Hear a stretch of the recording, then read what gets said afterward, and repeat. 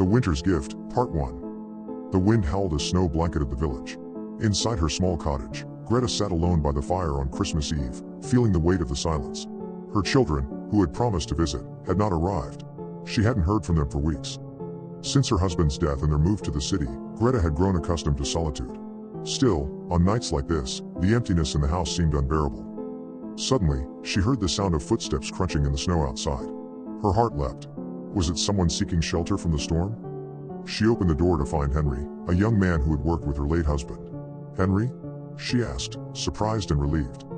"I didn't want you to be alone," Henry said, smiling. Greta invited him in, and they sat by the fire. They hadn't spoken in years, but the warmth of the fire and their shared memories made it feel like no time had passed. After a while, Greta stood and brought out a silver necklace. "This belonged to my mother," she said, handing it to Henry.